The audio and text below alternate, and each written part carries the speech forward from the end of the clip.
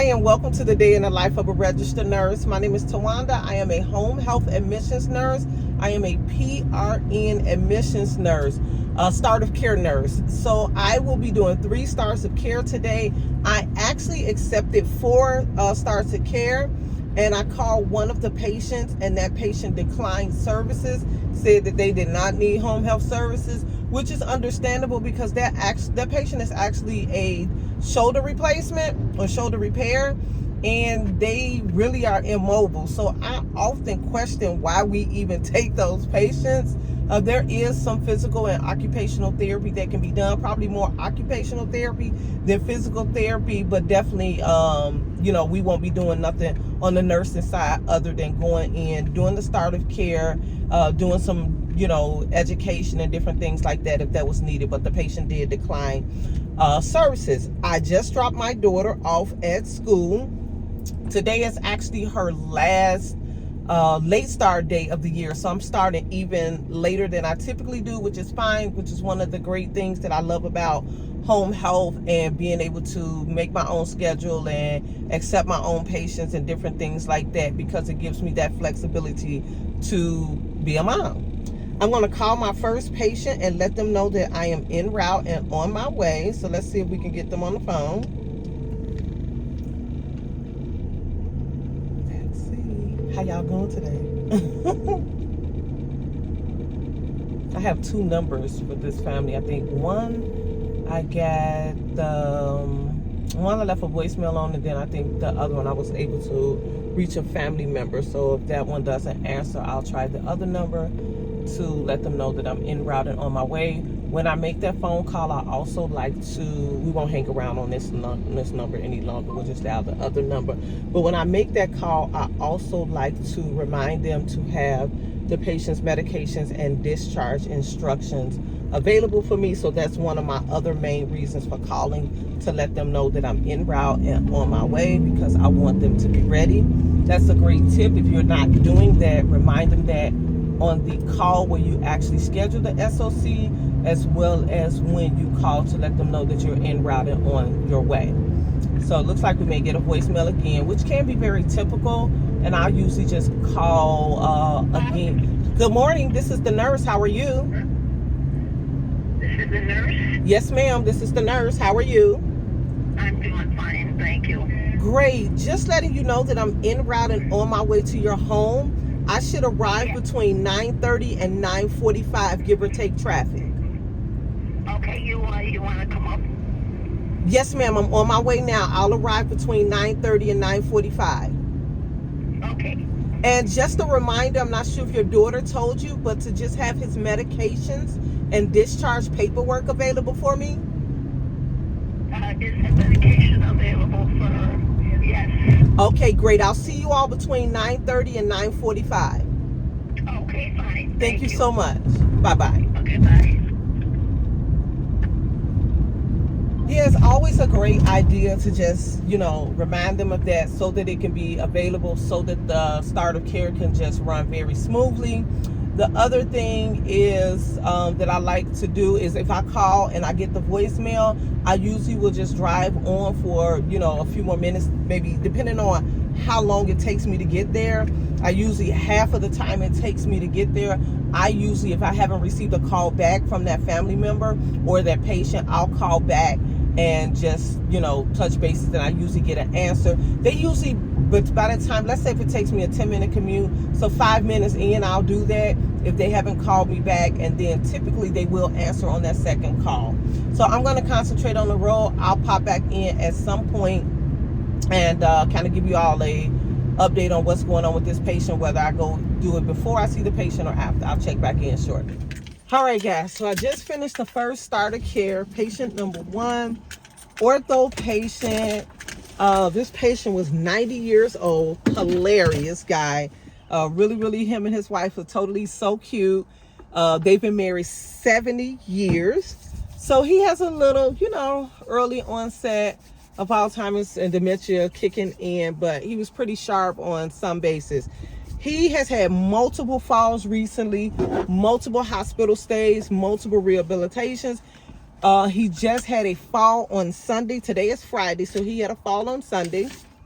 and spent Sunday through yesterday, Thursday, into the hospital. Came home, fractured the right femur. Prior, about in March, he had a fall, 2 fractures to the right hand. So you got a lot going on the right side. Right femur fracture. There was no surgical procedure or anything like that. He is have weight bearing restrictions to that right lower extremity. He is totally non-weight bearing for the next 3 weeks. So we did like some education teaching about pain management. Honey, he don't want you to touch him nowhere. Everywhere you touch him, it hurt. Everywhere you touch him, it hurt. And he let you know that, okay? So he will be followed by OT and PT. This is nursing's last visit. If it wasn't, I wouldn't be the nurse that's following him anyway. I'm going to call my second patient and let them know that I'm en route and on my way. PT was only ordered for this patient, but as the registered nurse, you can add OT to the eval. Typically what I do, he needs OT, but typically what I like to do is let the OT therapist, because the patient's family was really inquiring about the OT. He really needs it. He had just gotten the cast taken off of that right hand from the prior fall, and then, which was on Friday, and then Sunday he had this fall with this fracture. So to help him be able to gain or regain anything back for himself, because right now he's not even totally feeding himself, he does need some supervision and some hands-on assist even with feeding.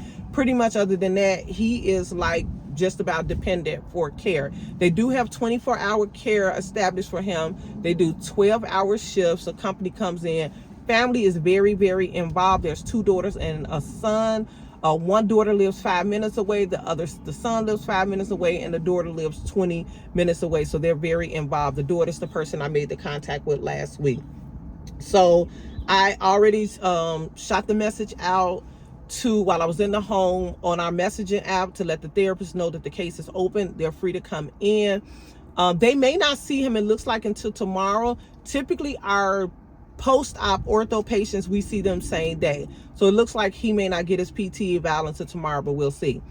Also, like I said, I let them know about to assess for the OT needs, and then they'll add that on, or they'll have me to add it on when I complete the SOC. It's probably if they're going to see him tomorrow, they'll add it on, because I'll be done submitted the SOC by then. The next thing I wanted to bring up, remember I told you all earlier that I called one patient last night and that patient declined home health services. As the starter care nurse, it is your responsibility to notify the ordering physician, as well as if the primary physician, that patient is not receiving services because they decline. Once that order is written, they're assuming that we are initiating care for that patient. So as the starter care nurse, you should be doing that. You should be documenting that. In most cases, there's also an order that will be written. Different home health companies are different. Some just want you to document it. Some want you to also write an order to DC, the home health services, for PT, OT, or just whatever, because the patient declined. But what I want to reiterate, once it gets to you, once you accept that patient, once you are the person that they decline to, it is your responsibility to make that notification. Now, I do have one company that's the company that I'm not really active with. When we are communicating to them, there's a supervisor on that supervisor will make that call, but I still do it myself. Cover yourself as nurses. You have an obligation to some things. So that is one of the ways, even with that company, even though, I still called that physician's office last night. I let them know while I was calling who the patient was. I have not received a call back yet. When I get back home today and start my documentation, and I'm starting to call doctors to let them know that patients have been admitted, that's going to be my first one that I call. I'm going to be calling that physician again to let them know that their patient declined services. So I'm going to move on to my second patient, and I'll pop back in at some point, guys. Bye. All right, guys, starter care number 2 is complete. That was a right knee patient. That patient is also one of the patients that I see that the doctor has the protocol for collagen dressings. If you've watched other videos, this surgeon, we don't have to wait on the dressings to arrive in the home for them to be initiated. Whenever they come, the therapist will initiate it on the next visit. The collagen had not arrived, so the therapist is coming sometime after me. If it comes in between, they'll give it to the therapist. The therapist will initiate it. Also, that patient has a follow-up appointment with the doctor today. This patient was a same-day surgery patient, was seen on Wednesday. We usually open up 2 days later, so that's why I'm seeing the patient today.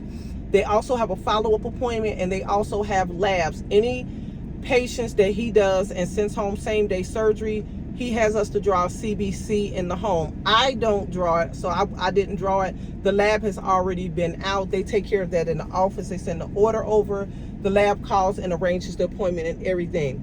The one thing that did happen with this patient, even though we don't initiate the protocol for collagen, their extremity, the knee, is usually wrapped in an ACE wrap. They typically have an Aquacell dressing on. The patient refused the removal of the Aquacell dressing. The patient, well, mainly the sister refused for the patient because the patient was Polish speaking and the sister was interpreting. But they said that they were instructed not to remove it until they come into the office this afternoon, which I will just document. And also when I call over to the office to let them know that the patient was admitted, I will let them know that they refused it. So I did not see the actual dressing. And that's the main thing that we're looking for. We want to make sure the dressing is nice, dry and intact. It's not soiled and different things like that. But patients have the right to refuse. Do not forget that. I did let them know, you know, the doctor's protocol, but I want them to also do what they felt comfortable with, which was leaving the extremity bandage and the ACE wrap.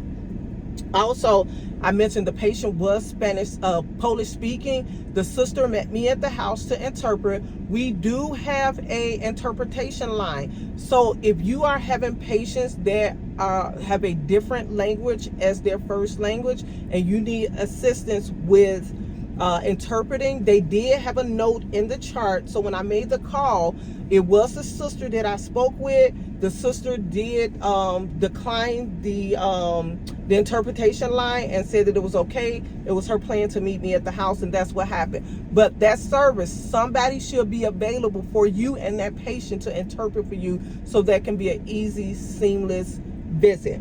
I'm going to head to patient number 3, and then I'll pop back in soon. And I think that attributed to the fact that my foot started swelling. Okay. So last night, was that your second night home? You've been home for 2 nights? Wednesday. So Wednesday and Thursday, yeah. Okay. One Did you night I slept in the chair. in the chair? Night, Okay. Because the bed wasn't here. Okay. So then last night I slept in there. Okay. Mm-hmm. Okay. And All right, guys. I just finished with number 3. Let me pull back because let's see if we could get a little better. Okay, that's a little better right there. I just finished with number 3. That patient, I think I got some footage for you all, but I'm not sure if I'm not going to include it or not because she was pretty talkative, okay? But that patient was a right total knee. She was really nice and sweet, but she was a talker. She had her surgery actually last week. Today is Friday the 16th. She had her surgery on the 7th. The original plan was for her to be a typical ortho patient. However, the knee got dislocated while she was in the hospital, so she had additional hospital stay. Then they kind of questioned if she could come home and rehab.